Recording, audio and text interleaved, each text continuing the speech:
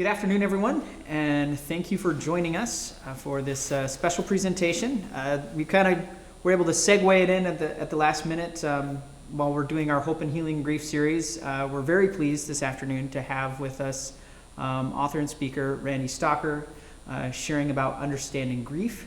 And so I will go ahead and I will turn it over to him and let him get started. So thanks for joining us. Thank you, Leroy. I appreciate it. This is one of my favorite sayings. A real friend is one who walks in when the rest of the world walks out. Don't walk in front of me, I may not follow. Don't walk behind me, I may not lead. Walk beside me and be my friend. This is what a griever needs. They need good friends all of the time. So imagine, it's 2 o'clock in the morning, you can't sleep. You're crying so hard that your body hurts. You can't eat. You can't feel anything. The sudden loss of your loved one has left a sibling, a child, a spouse, has left you so emotionally exhausted, you are uncertain if you can survive. You're not sure if you want to survive. It just hurts so much. That's how we felt on July 22nd, 2003. My wife, Shaw, and I were at home getting ready for dinner when there was a knock at the door. I answered the door. It was the county coroner. I thought he was there for a fundraiser, so I said, I gave it the office. He says, Mr. Stocker, I need to talk to you. So I let him in. He says, would you sit down, sir? And I said, no, what do you want? That's when he said the words that changed my life. He says, do you know Jean Stocker? And I said, of course I know Jean Stocker. She's my mother. And he told me that Mom, our 19-year-old daughter, Janelle, and our 9-year-old daughter, Amy, were all killed by a guy driving a fully loaded semi-truck, speeding and reading a book. That started a long time of grief for us. So, we'll talk a little bit more about Janelle and Amy. Janelle had just finished her freshman year of college at Drury University. She's going to be an architect. When our kids graduate from high school, we give them a choice of where we take them for their high school graduation. She chose New York. She walked around New York City just like this, looking at the skyscrapers.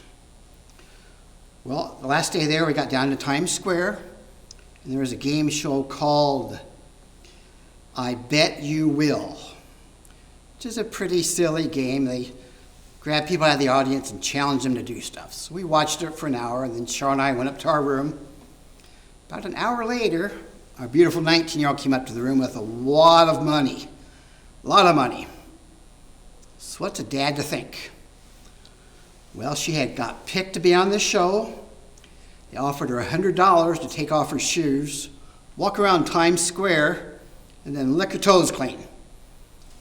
Janelle said, no way. They said $200. She said, no way. They said $300. And she said, okay. So she did it. She walked around town, got her feet sopping wet, and licked her clothes clean, and had $300. She was a very unique individual. We love her and we miss her. Amy was only 9 at the time. She just graduated from 3rd grade. And she wanted to be part of what's called a Talented and Gifted program, TAG program. She got the letter in the mail just a couple of days before she was killed, and she took that letter and she somersaulted and flipped all over the neighborhood just to show that letter to her friends and all the neighbors. So proud of herself. Once again, another unique young lady. So Janelle wanted to go spend time with Grandpa and Grandma Stocker before she went back to college. So she asked me if she could take a trip there. It's about a 300-mile drive. And I said, absolutely. And unfortunately, I made Amy go with her. I always regret that decision, but it was the right thing to do. And I'd make the same decision every time. So Amy went with her. They spent the day in Bloomington, Illinois, shopping, having a blast. They called my wife and told her how much fun they were having with Grandma Jean, how much money she spent on them, and then 20 minutes later they were dead. So, my overall goal today is to help you to better understand grief.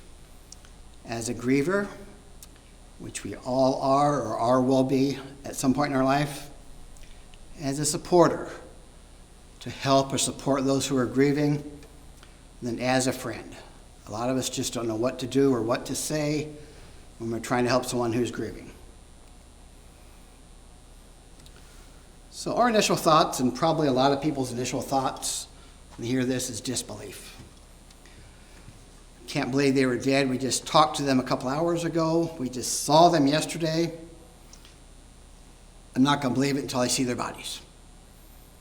Okay? Confusion.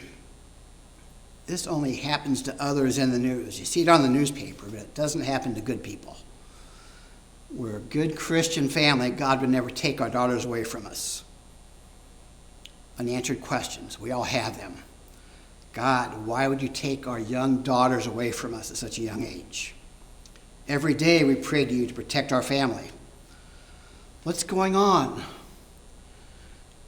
And then my toughest question was I being punished for something I did? These are thoughts that people have when they lose somebody suddenly. So we're going to talk about everybody grieves differently. Everybody in the audience is going to grieve differently. Shar, my wife, and I had been married for 21 years. And after the girls were killed, we were just night and day in our grief. Okay?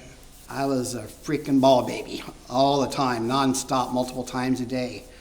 Couldn't drive, couldn't do anything. Shar just didn't believe it. She just sort of kept it in here, and she kept thinking it was a mistake. It took her 4 months to break down and cry. So Thanksgiving Day, 4 months after the girls were killed, is when she realized they weren't coming back. Talk about stress in our lives. Talk about the pain we're suffering. So as you're trying to help people who are grieving, understand that everybody grieves differently. We had a son, Matt. He was 17 at the time. He was in high school, senior in high school. And he got home, and the coroner took him down to his bedroom and told him that his sisters were squished beyond belief. He's still got that image in his mind. What an idiot. Squished beyond belief. So Matt didn't know how to grieve, didn't know what to do. He just became quiet. He was more worried about Shar and I, because I was a basket case and she wasn't crying at all. He worried about our health. He knew how much money it cost to bury 3 people, which we had to do here in a week's time. So we worried about losing our house. So it really wasn't fair for a 17-year-old boy to have to worry about anything more than what's for dinner and who his next girlfriend's going to be. But Matt had to go through this.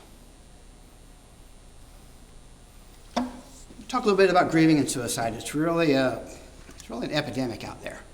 I hear it all the time. A couple thoughts on suicide. It's probably the most difficult subject to grieve. Why? Because we feel betrayed by our friends. We feel abandoned by our friends. We didn't have any chance to say goodbye. Very frustrating for anybody and everybody. You have lots of questions that aren't answered. Why did they do it? Why wasn't I there? Why didn't I see it coming? You have a sense of guilt. Did I not love this person enough? I saw the depression, did I not do anything? So, working through the pain, a couple of thoughts. Recovery from suicide of someone close is a monumental task. It's hard to mend a broken heart. But here are 5 ways to help you get through the suicide death of a friend or a family.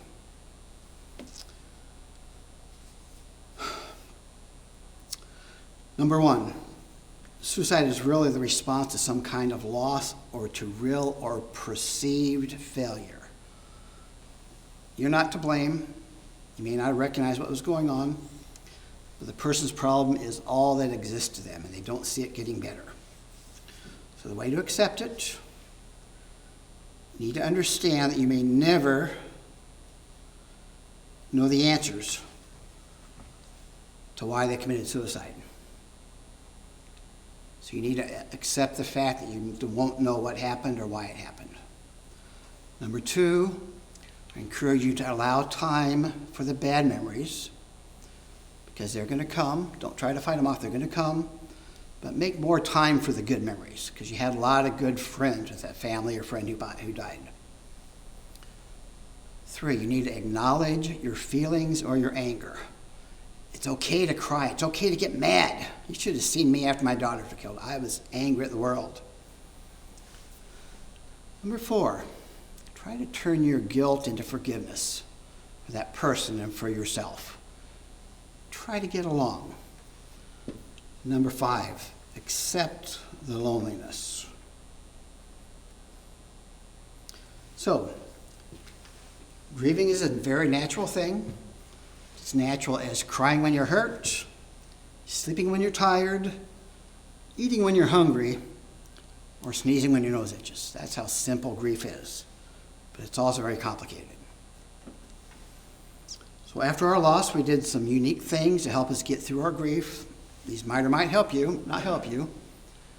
But I said I was very angry. So I actually bought a punching bag, took it downstairs, and I just beat the living you-know-what out of it on a regular basis, yelling, kicking, and screaming. So I timed my grief around beating on that punching bag.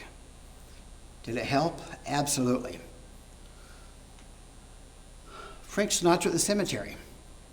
No, I don't look like Frank Sinatra, and I definitely don't sing like him. But what made me feel good is to go out to the cemetery and sing songs to Janelle and Amy. 19 years later, I still do that because it makes me feel good. So as you're grieving, whatever makes you feel good is what you need to do. 3, around the table. About 10 months after they were killed, my dad called a party, invited all of the relatives, cousins, aunts, uncles, and about 50 of us showed up in Bloomington, Illinois. The last day we were there, Uncle Clyde said, "Let's go around and tell stories about Jean and Janelle and Amy." So we went around the table and everybody told their stories about Mom or my 2 daughters. Did we cry? Absolutely. It was absolutely amazing to hear those stories, yes. So as you're trying to help others, please bring it up, tell some stories, show some pictures. It really helps people who are grieving. Last one's my 2 little angels. I worked for a company called Dot Foods for 18 years. After the girls were killed, somebody came to the funeral and they handed me this. They handed me these 2 little angels and said, "Carry it with you wherever you go." And 19 years later, I still have those angels with me. I pull them out when times get tough, when I start crying in presentation or talking about my book. It's amazing. Have something that you can carry with you that sort of brings you closer to your loved one. Not all these things are right for you. They help me. But whatever you feel is right for you. Next 2 slides are sort of scary. Amy was 9 when she was killed. 3 days before her death, she was at the babysitter's house, and they were drawing pictures like 9-year-old girls do. Well, after she died, the babysitter came to our house and said, "I want to show you this picture that Amy drew." And she drew a country setting with a truck coming down a country road, a car going in the same direction their car was going, 3 lightning strikes in the sky that said death. Did Amy know she was going to die? I never thought that was possible, but I do now.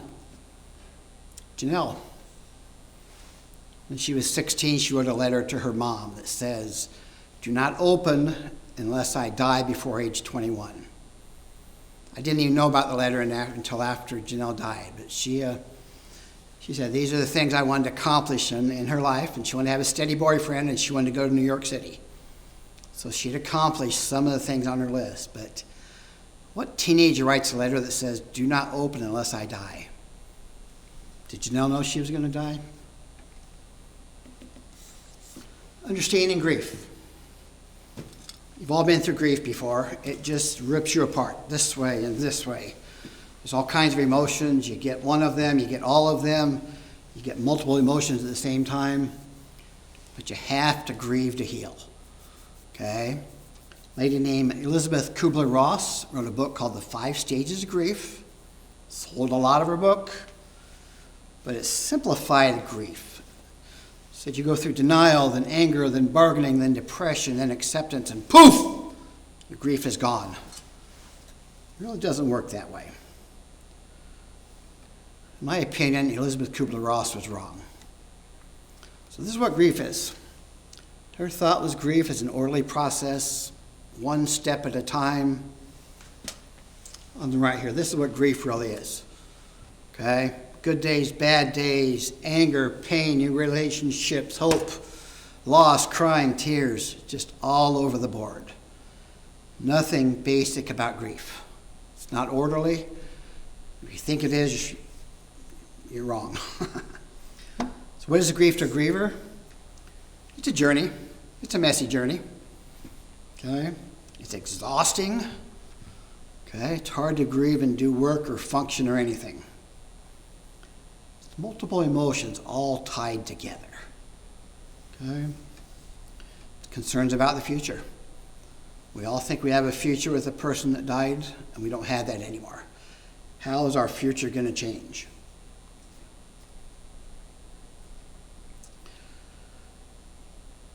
Some things that grievers should not have to do.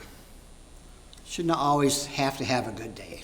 They can have a bad day. They don't have to grieve the same as others. They don't have to hide their grief. They need to do whatever they want to do when they feel like grieving. Okay? And my wife and I I told you that everybody grieves differently. We're both very religious. We're good Catholic people. But after the girls were killed, Char felt the need to be in church pretty much all the time. Wanted to be near her friends, her family, near her God. I would go to Mass every Sunday. About halfway through Mass, I'd start crying, and I'd leave the church because I wasn't sure why I was there worshiping this God that didn't protect my daughters. One day I was out at the cemetery, which I went to frequently, yelling, kicking, crying, screaming, and all of a sudden somebody put their hands on my shoulders. Didn't see him coming. The guy asked me, "What's going on, son?" And I told him I was mad at God and I was frustrated at God. I'd prayed to God my whole life to protect my family. And this guy told me, he said, God didn't take your family. God gives us all the free will to make our own decisions. Good decisions, bad decisions, terrible decisions. So God gave this truck driver the right, his free will, and he made a terrible decision that cost the lives of Mom, Janelle, and Amy. So after talking to this guy, instead of blaming God for taking my daughters, I started thanking God for the 19 years he gave me with Janelle and for the 9 years he gave me with Amy.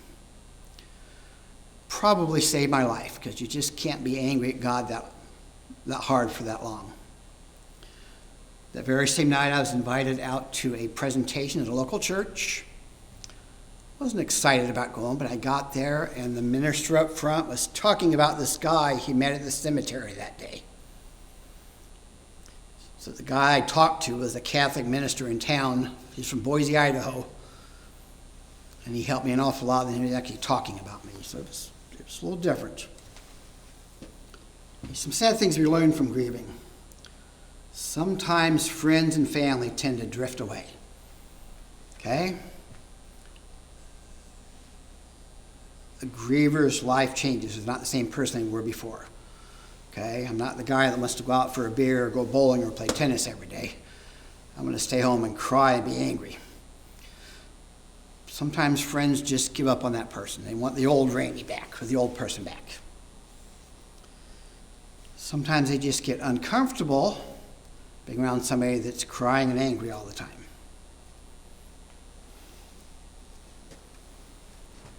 So I put together this Griever Bill of Rights. pretty basic, but you have the right to experience your own unique grief. We talked about that. Everybody's different. You have the right to talk about your grief. You need to find a good friend that will listen to you, that ask you questions, there to help you, not to solve your problems, just to be a good listener. You have the right to feel multiple emotions, sometimes all at once. You have the right to grief bursts or blow-ups, and I had some terrible blow-ups.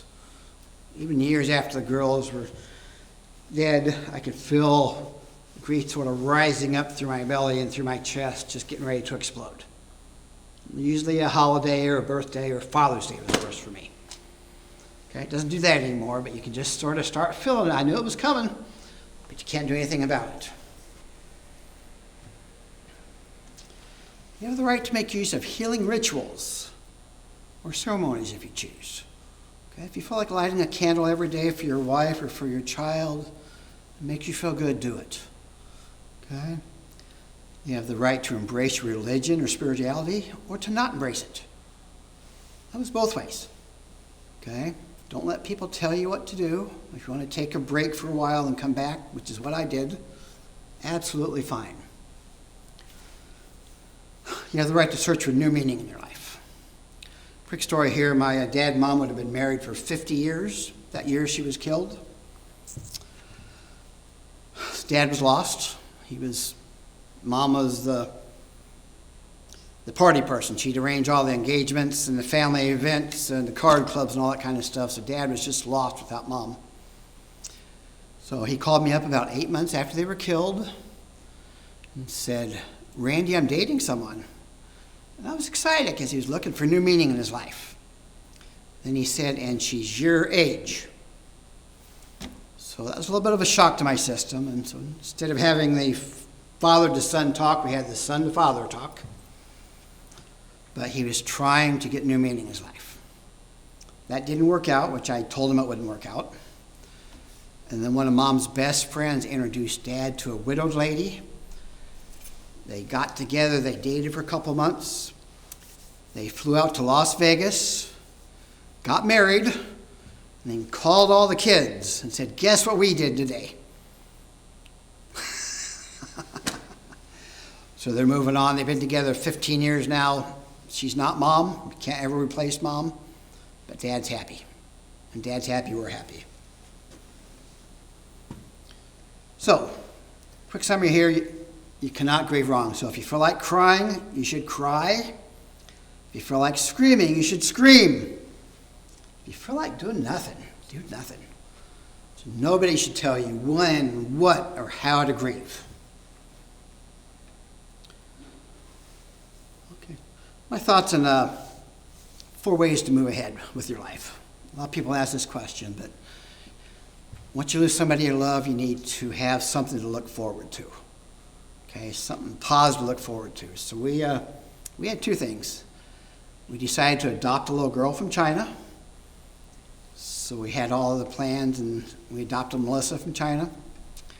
And then Mom had always wanted to take the whole family, 5 kids, 5 spouses, 18 grandkids, to Disney World.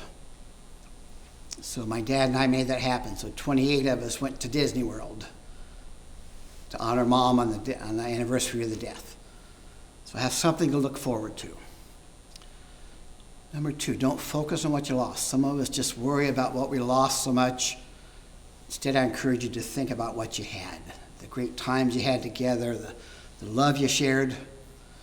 Okay, it was all there. It's so much easier to think about the good things than the bad things. Be patient. I fail this one every time. I have no patience, but try to be as patient as you can with yourself. Okay?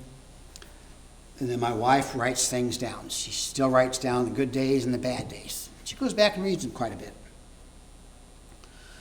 There's one rule in grieving, as there are no rules in grieving. Okay. Now, this next part is the most important part of my presentation, because a lot of people don't understand what a griever is thinking, how they're feeling, because they really don't tell you. You sort of keep it inside. So here are 10 things that grievers are thinking about that probably aren't going to say to you. Number 1, I'm grieving. Please be patient and understanding with me. Number 2, please let me grieve in my own time and in my own way. Don't tell me how to grieve. Don't tell me when to grieve. Don't tell me when to stop grieving. Number 3, please do not try taking away my grief or fixing my pain. If you can, just be there. Let me cry on your shoulder. And if you feel like it, cry with me. Number 4, I'm going to say a lot of stupid, insensitive things because I always feel tired. I always feel exhausted. Please forgive me for this. I'm probably not going to apologize at the time. But it's the grieving Randy talking, not the pre-grieving Randy. I do appreciate your friendship. Number 5, please, please, please share your stories with me. I need to hear stories about Mom and Janelle and Amy. Will I cry? Maybe. But there's good tears and there's bad tears. And as somebody that loses somebody, you don't ever want people to forget about the people that died. So keep their memories alive by sharing stories. Cliches. I hate cliches. We hear things like, time heals all wounds. They are in a better place. It was meant to be. A lot of dumb, insensitive things that people say because they've heard them before or because somebody said them before. But to a griever, these are both hurtful and insensitive. So be careful what you say.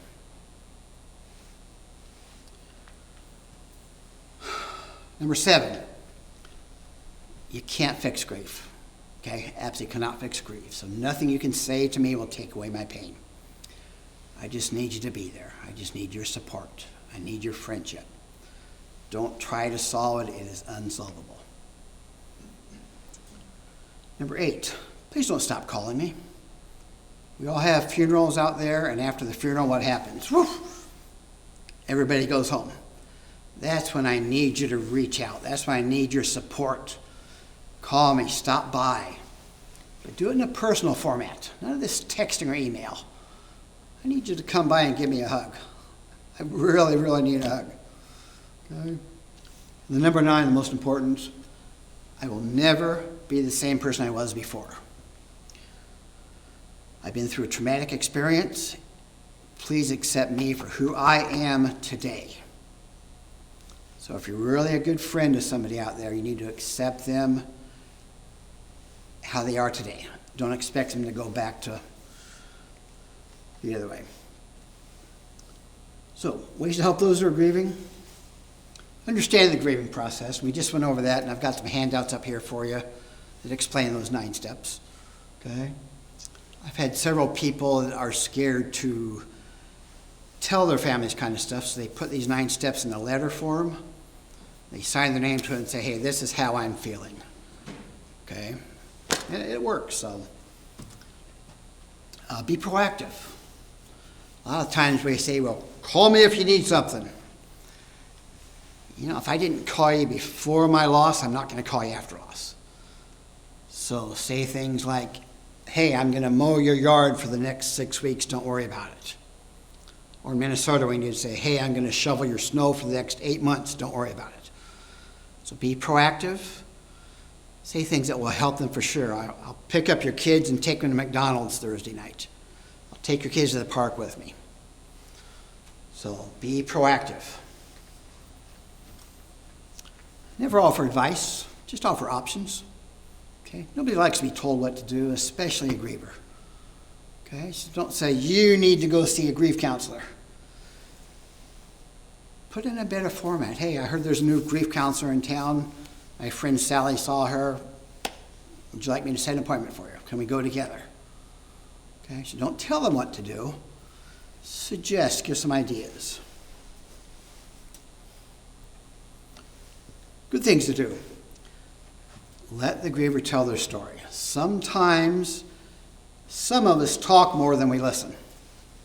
I'm sure that doesn't happen out there for you guys, but it does happen. So be a good listener and let them talk.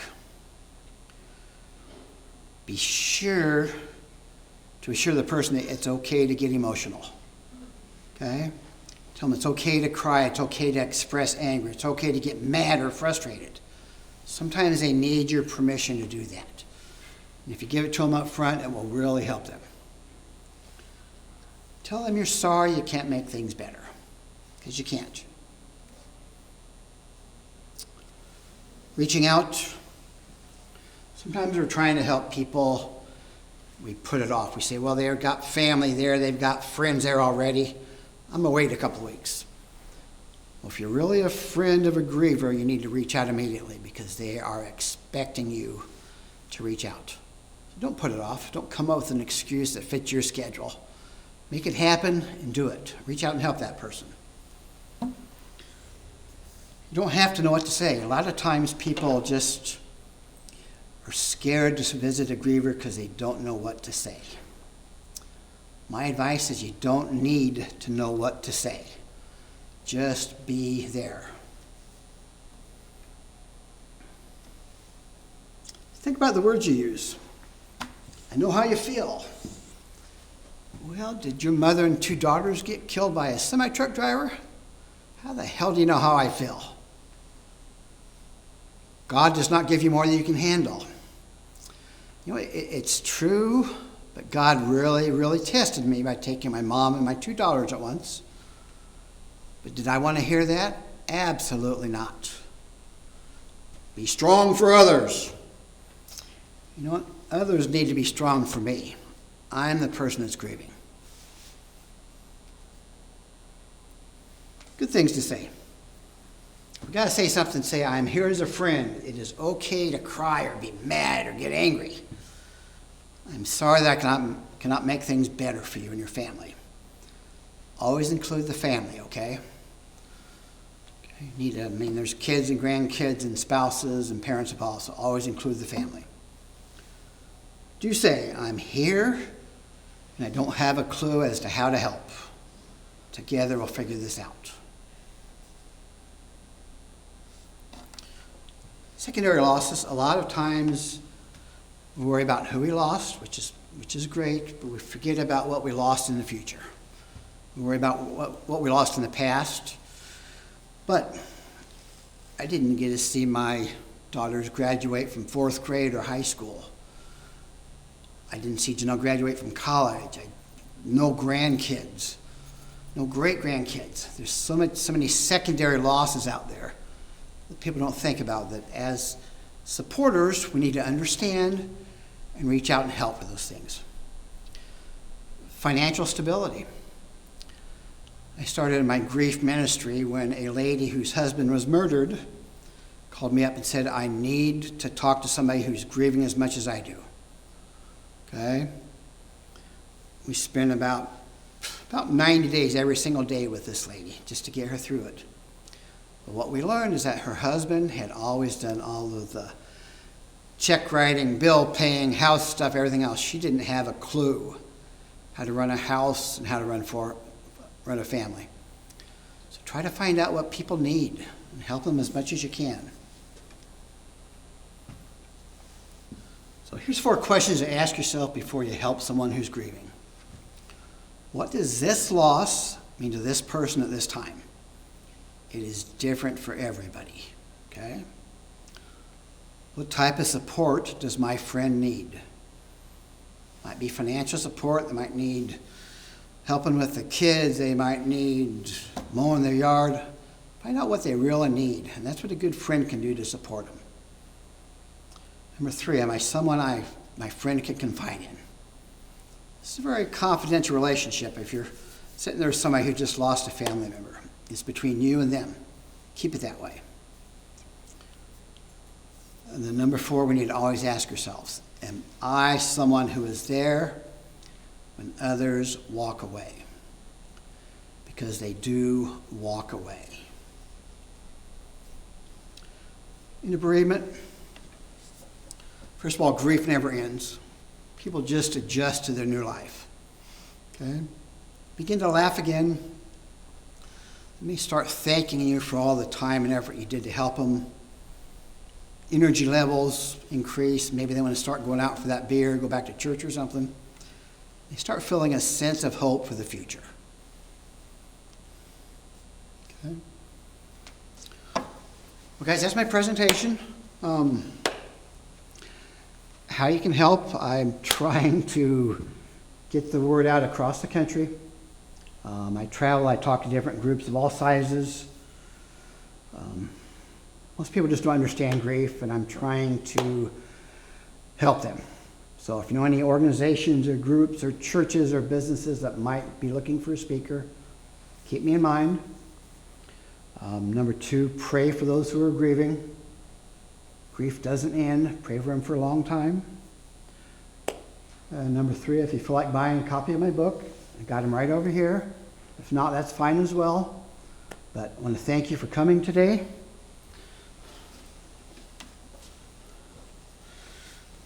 Once again, I'm Randy Stalker, author of Hugs Help. Thank you all very much.